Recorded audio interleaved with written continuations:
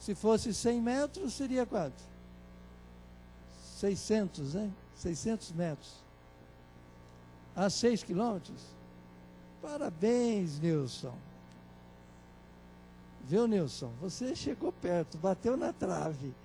Mas deem uma... Vê se vocês conseguem. 7 milhas, diz a sua Bíblia, né? 7 milhas. 11 quilômetros, é isso. Exatamente. Mas, Nilson, você mandou bem. Parabéns. Vou trazer um livro semana que vem. Mas está certo, são 11 quilômetros. Quanto tem uma milha? Uma milha tem 1.600 metros, não é isso? Uma milha tem em torno de 1.600 metros. Enfim, distava de Jerusalém, essa vila, em torno de 11 quilômetros. E lá iam os dois discípulos. E o verso 14, e iam conversando a respeito de todas as coisas sucedidas. E aconteceu que enquanto conversavam e discutiam, o próprio Jesus se aproximou e ia com eles. Mas os seus olhos, porém, estavam como que impedidos de o reconhecer. Então lhes perguntou Jesus: o que é isso que vos preocupa? O que é isso que vos preocupa? Uma pausazinha aqui no verso 17. Todos nós, com certeza, trazemos alguma preocupação hoje na casa de Deus. Você chegou aqui hoje e você tem alguma preocupação. Eu creio que ninguém que veio hoje à igreja, ou que está me ouvindo pela internet, pode dizer: olha, não tenho nada que me preocupe. Sempre haverá alguma preocupação. Uns mais, outros menos. Mas a pergunta que Jesus de pronto fez para esses dois discípulos, que saía de Jerusalém e ia para a vila de Emaús, foi: o que está preocupando você? Fala para mim, conta para mim. O que lhe preocupa? O que está preocupando você? Fala para mim, conta para mim. Se abre comigo. O que está lhe preocupando? O que lhe preocupa? Olha que Jesus maravilhoso. Porque ele já vem ali e a primeira pergunta é essa. Jesus sempre se preocupa. Jesus, ele sempre se preocupa. E ele pergunta no verso 17: o que é que vos preocupa? E de que ides tratando à medida que caminhais? E eles pararam entristecidos. Eles estavam tristes. Um, porém, chamado Cleopas, respondeu dizendo: és o único, porventura, que, tendo estado em Jerusalém, ignoras as ocorrências desses últimos dias? Um deles, Cleopas, ele quase faltou dizer Jesus. Ele não sabia que era Jesus, mas ele quase disse para aquele personagem ali que surge no caminho de Emaús: olha, você parece que é um ignorante, você não sabe tudo o que aconteceu esse final de semana em Jerusalém? Será que você é a única pessoa totalmente dispersa, desatenciosa, desapercebida? No texto original diz exatamente isto. Pô, você parece um ignorante? Você não sabe o que aconteceu, não? Olha que interessante a atitude de Cleopas. E o verso 19. E Jesus perguntou: quais? Quais? Vocês acham que Jesus não sabia? Mas Jesus, bondosamente, para provocar um diálogo, porque na verdade o que ele quer é o relacionamento conosco. Então Jesus desce a um nível de ignorância. Ele se abaixa para poder dialogar, arrazoar. Olha que Jesus maravilhoso é este. E Jesus então, e eles explicam o que aconteceu a Jesus o Nazareno, que era varão, profeta, poderoso em obras e palavras, diante de Deus todo o povo, e como os principais sacerdotes e as nossas autoridades o entregaram para ser condenado à morte, e o crucificaram. E o verso 21, ora, nós esperávamos que fosse ele quem havia de redimir a Israel, mas depois de tudo isso, já é este o terceiro dia desde que tais coisas sucederam. A gente esperava que era ele. A gente colocou a nossa esperança nele. Foi lá em Emaús, na nossa vila, uma dupla missionária, oferecendo estudos bíblicos, e nós os recebemos em nossa casa, nossa humilde casa lá em Emaús, e eles abriram as Escrituras, eles contaram a respeito do Messias, eles deram os ensinamentos, eles falaram dessa esperança messiânica, de que o Messias viria, e seria a solução dos nossos problemas. E nós percebemos de que nós somos iludidos. Havia nessa caminhada para Emaús, havia nesses dois discípulos uma atitude de total decepção, desencanto com a religião, com o Messias prometido. Eles tinham uma expectativa, e aquela expectativa fora frustrada naquele final de semana. Este é o contexto desta caminhada desses dois discípulos para Emaús. Por isso que eles disseram no verso 21, nós tínhamos uma esperança que ele seria o remidor, que ele seria o redentor, que ele nos tiraria da escravidão, do jugo romano. Nós não aguentamos mais. Nós esperávamos de que ele iria resolver todos os nossos problemas. E olha nós dois aqui, indo para casa. O que nós vamos dizer para os nossos vizinhos? Quando nós aceitamos a fé, quando nós nos tornamos adventistas do sétimo dia, quando alguém levou para nós a palavra de Deus, quando a gente se batizou, a gente falou para os nossos parentes que tudo ia mudar na nossa vida, que nós estávamos aceitando um Deus maravilhoso, que Jesus era o nosso Salvador. Nós falamos isso aos nossos parentes, aos nossos vizinhos, mas agora, com que cara nós vamos voltar para casa? E aqueles que nos acusavam, aqueles que tiraram uma da nossa cara, vão dizer agora, está vendo? Não falei para vocês que esse negócio de religião não funciona? Eu não falei para vocês que vocês estavam sendo enganados? Eu não falei isso para vocês? Eles vão ridicularizar-se de nós agora. A gente esperou tanto nele. A gente estava tão certo desta fé que a gente professou. E agora? Veja o verso 27. Lucas 24, 27. E Jesus, começando por Moisés, e discorrendo por todos os profetas, expunha-lhes o que a seu respeito constava em que parte das Escrituras? Em todas as Escrituras. Por isso que esta igreja crê em todas as Escrituras. Quando se aproximavam da aldeia para onde iam, fez ele menção de passar adiante. Mas eles o constrangeram, dizendo: fica conosco, porque é tarde, o dia já declina. E ele entrou para ficar com eles.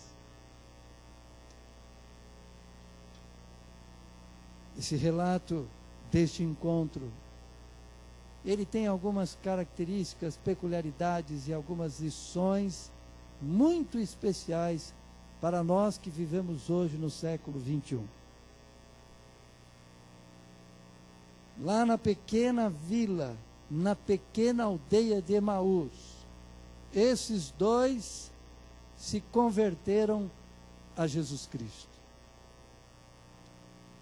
Eu estou falando aqui para vocês e para os internautas, e todos nós aqui temos uma experiência de conversão.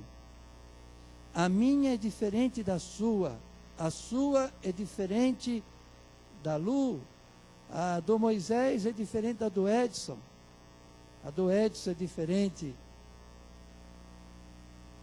do Sidônio, e assim por diante. Mas o fato é que quando a gente se converte, quando a gente se batiza, nós temos muitas expectativas. Nós jogamos todas as nossas fichas, nós apostamos, nós acreditamos. A nossa vida vai mudar, nosso casamento vai melhorar, as minhas finanças vão andar muito melhor agora. E muitas vezes, nós nos convertemos e nós entendemos de que Deus tem que fazer agora a nossa vontade. E nós queremos, e aí está o problema de muitos cristãos, nós queremos que Deus se coloque ao nosso serviço, em vez de nos colocarmos ao serviço dele.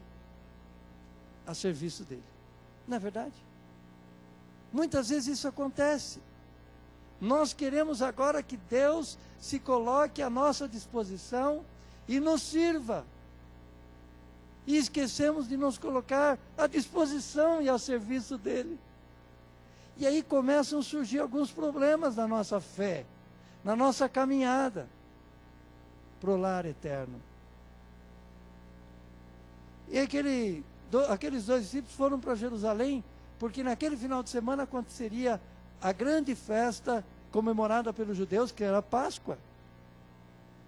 E eles saem de manhã cedo de Emaús na sexta-feira. E quando chegam em Jerusalém, eles percebem que algo estava diferente do que eles imaginavam encontrar. A decepção começa aí. Eles têm lá um conhecido, eles têm os irmãos da igreja lá. E os irmãos dizem, olha, parece-me que está havendo aí um julgamento do Messias. E eles acompanham o julgamento, a condenação, a coroa de espinho na cabeça. E o veredito, morte de cruz. Eles têm uma sexta-feira terrível, porque todas as esperanças messiânicas, todas as esperanças no Messias, foram sepultadas naquela cruz. E a decepção começa a vir. Eu não sei se eu estou pregando para alguém que vê a igreja hoje decepcionado, às vezes até comigo, ou com a religião, ou com a fé, ou com Deus. Você está querendo que Deus agisse e operasse mais, e parece que Ele está em silêncio? Isso pode acontecer na vida dos melhores cristãos. Aquela sexta-feira foi terrível para esses dois discípulos. Tudo aquilo que fazia sentido fora sepultado quando o Messias fora sepultado naquela sexta-feira antes do pôr do sol. Eles esperavam um rei invencível, mas não um mártir. E eles então voltam tristes, desiludidos. Tudo acabou muito rápido, durou muito pouco. Tudo não passou de uma ilusão. Isso foi uma ilusão. Nós fomos enganados. Ele não era o Messias coisa nenhuma. Está morto. Eu não sei se estou pregando para alguém hoje que está muito desapontado com Deus. Porque toda aquela expectativa que você tem não está acontecendo. Tudo aquilo que se prometeu na sua vida não acontece. Pode ser que aconteça na vida do outro, mas não na sua casa. Essa é a história de Emaús. Esta é a realidade desses dois discípulos. Se Deus insistisse e se impusesse, Ele não teria permitido que o Messias morresse dessa maneira. Se é que Ele existe. Mas é impressionante como Jesus aparece nesta hora. Jesus tinha tanto lugar para ir. Ele tinha tanto lugar para ir. Mas ele vai exatamente para aqueles dois problemáticos discípulos. O sábado lá em Jerusalém foi um sábado terrível. Foi terrível aquele sábado. Ninguém queria conversar com ninguém. O Cristo estava lá na sepultura. Guardaram um luto, aquilo foi terrível. E fora terrível aquele sábado para esses dois. Porque todas as esperanças estavam sepultadas no túmulo de José de Arimateia. Como reviver isso? Como reverter isso?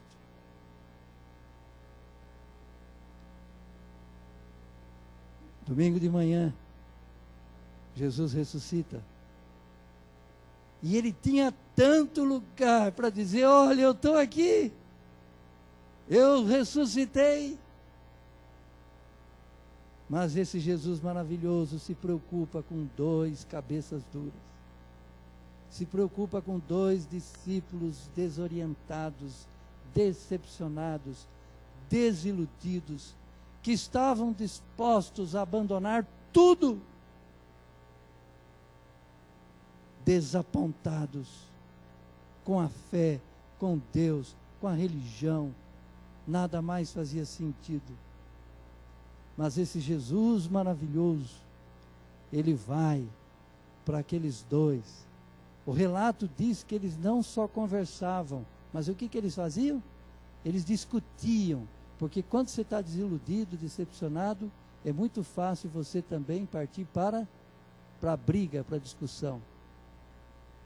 Jesus podia dizer: não, esses dois aí é muito encrencado, sai fora. Mas foi ali, Jesus caminhou com eles. Eles estavam tão cegados, os seus olhos, que não perceberam que Jesus estava ali. E quantas vezes a gente também está tão, cegado, que a gente não percebe que aquilo que alguém quer fazer é só o melhor por nós.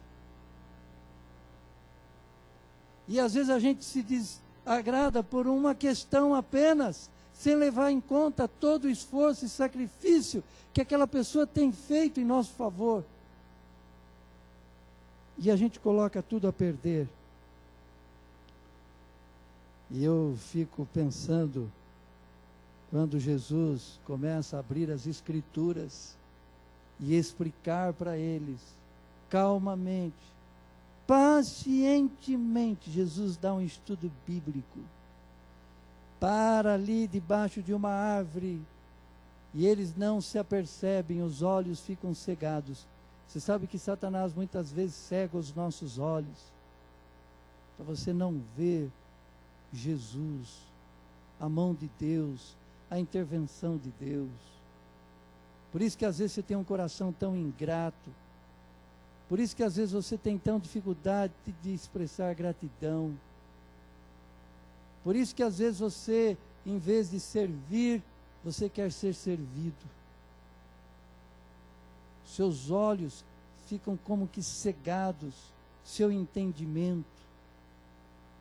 Por isso que nós precisamos de Jesus, da palavra de Deus na nossa vida. Porque Jesus começa a explicar, olha aqui, este ponto, esclarecer, clarear. Mas eles ainda não percebem. E aí Jesus, quando chega em Emaús, Jesus vai como dizendo tchau. E aí aquele casal, ou melhor, aqueles dois discípulos, eles se voltam e dizem: não, o senhor não pode ir embora. Mas até então ainda eles não se aperceberam que era Jesus. Quantas vezes Deus quer falar conosco e a gente se fecha? Quantas vezes Deus quer se revelar e a gente se esconde? Quantas vezes Deus quer mostrar para nós a realidade da nossa vida e os propósitos que Ele tem, mas a gente fica cegado, fica absorvido nas coisas deste mundo. Lembre-se, a única criatura que pode colocar a cabeça debaixo da terra e ficar lá, é o avestruz, mas não você. Nós temos que estar mais abertos para a influência do Espírito e da Palavra de Deus em nossa vida. É por isso que, quando Jesus vai como que passando em frente do lar deles, eles dizem: Senhor, por favor, verso 29, não nos deixe, fica conosco. E esta é uma das mais lindas petições da Bíblia. Jesus, fica conosco, fica na minha vida, fica no meu lar. Nós precisamos do Senhor Jesus. O Senhor não é só o mais importante na minha vida, o Senhor é a razão de ser da minha vida. Jesus era o mais importante para eles, mas agora Jesus passou a ser a razão de ser da vida deles. Jesus, não basta apenas Jesus ser o mais importante na sua vida. Se Ele for o mais importante, você nunca vai ser um cristão pleno. Você sempre vai ser um cristão meia boca, em cima do muro. Você nunca vai ter déficit de caráter. Então não basta Jesus ser o mais importante. Ele precisa ser a razão de ser da minha vida e da sua vida. E esse é o encontro que eu quero convidar você para ter esta noite com Jesus. Para que Ele não seja o mais importante, mas a razão de ser da sua vida, de tudo. A razão de ser de tudo. Do que você faz, pensa, do que você quer conquistar, dos seus esforços, da sua família. Não basta Jesus ser o mais importante. Ele precisa ser a razão de tudo. É por isso que esse encontro no cair desta tarde, naquele lar, é tão especial. E eles convidaram Jesus para ficar com ele.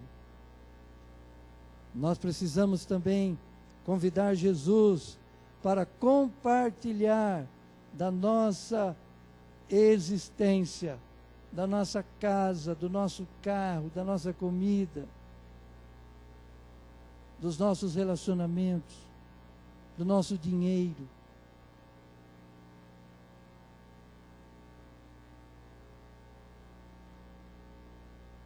Você sabe que o que ocorreu com esses dois discípulos foi que é um exemplo para nós de que facilmente a gente pode perder a visão das coisas. Facilmente a gente pode se desiludir, desanimar. Lamentar do silêncio de Deus. Parece que às vezes Deus está num silêncio profundo. Não está atuando, ouvindo como a gente quer. O silêncio de Deus.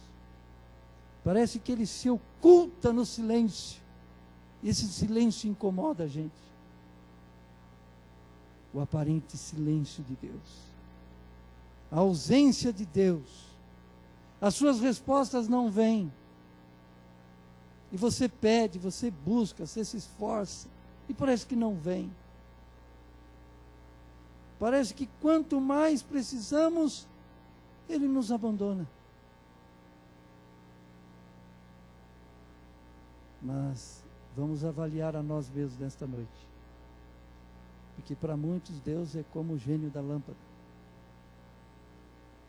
E nós queremos que Deus se coloque ao nosso serviço, em vez de nós nos entregarmos ao serviço dele. Emaús nos ensina, me ensinou ao meditar, ao preparar esta mensagem para você nesta noite.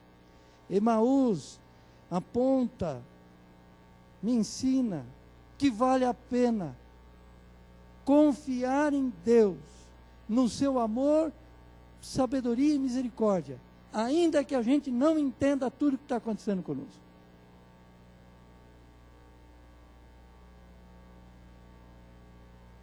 Mesmo quando não entendemos as suas intervenções ou as suas abstrações.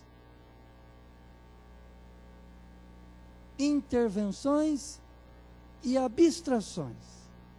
Vale a pena continuar no Senhor, no caminho do Senhor e confiando pela fé nele de todo o coração. Mesmo quando parece que ele não atua do modo mágico e imediato como gostaríamos. Porque às vezes a gente quer que Deus faça uma mágica rápida. Resolva logo esse negócio, aquele problema, aquela enfermidade, aquela situação de um filho, aquele relacionamento no casamento. Mas mesmo quando parece que ele não atua deste modo relâmpago, mágico, imediato como gostaríamos, eu quero convidar você a colocar a sua vida, a sua força, a sua esperança, a sua fraqueza, os seus anseios e preocupações nas mãos do Senhor Jesus. E convidá-lo. Senhor, fica na minha vida. Entra na minha casa. Fica conosco. Já é tarde. Está difícil a vida. A vida está difícil. Mas fica. Precisamos do Senhor. Queremos o Senhor. E é interessante que o relato diz que quando Jesus orou e partiu o pão, os seus olhos, como que uma escama, sabe? Seus olhos se abriram. E Jesus desapareceu. Porque ele já tinha cumprido ali a sua missão. Ele tinha que ir para um outro lugar. Os dois ficam felizes, regozijantes. Lamentam também, porque poderiam ter desfrutado muito mais. Se logo a princípio eles entendessem que era Jesus que estava ali. Mas eles se aprontam e saem trombeteando, proclamando: Ele ressuscitou, vai a Jerusalém. Quando você lê todo o capítulo 24, você percebe o que aconteceu com esses dois discípulos. Quantos nesta noite querem também dizer: Senhor Jesus, eu coloco em tuas mãos a minha vida. E de hoje em diante o Senhor não será o mais importante. O Senhor será a razão de ser da minha vida e de tudo que envolve a minha vida. Coloco também minhas preocupações, minhas debilidades, minhas fraquezas. Eu coloco diante do Senhor. E quero que o Senhor venha e fique e permaneça comigo. Porque a noite escura deste mundo eu não posso enfrentá-la sozinho. A noite escura deste mundo, com todas as suas complexidades, desavenças, violências e problemas, eu não posso enfrentar sozinho. Eu preciso da tua força, da tua ajuda. Fica comigo, porque se vai a noite e eu preciso da tua presença em minha vida. Quantos querem se render a Jesus inteiramente nesta noite, entregando a sua vida e o seu coração a Ele, e declarando a Ele que Ele é a razão de ser da sua vida? Se coloque em pé diante de Deus.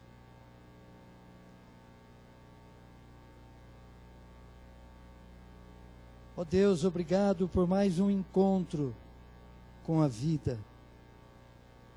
Mais um desses encontros extraordinários relatados no Evangelho que vimos e estudamos nesta noite.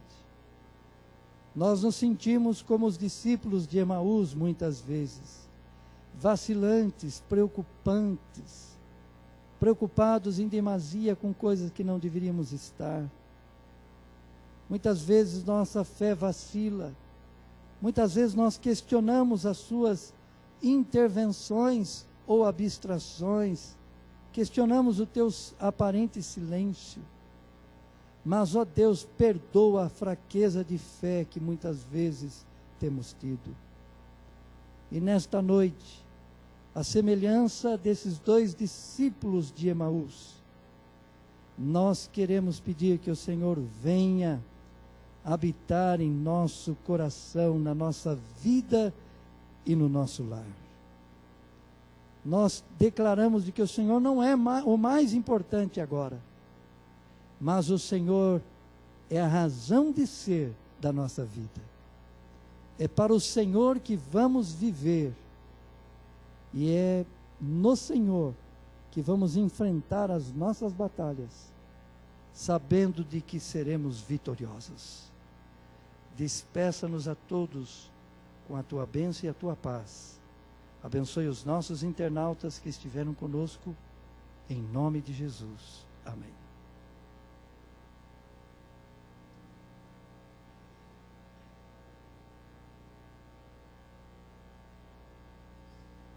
Chegamos ao final de mais um Oásis Semanal. Que o Senhor Jesus os acompanhe até a casa de vocês. E não se esqueçam que sábado temos um programa muito especial, Dia do Reencontro. E também na próxima quarta-feira, mais um Oásis Semanal, às 19h30. Obrigado, boa noite.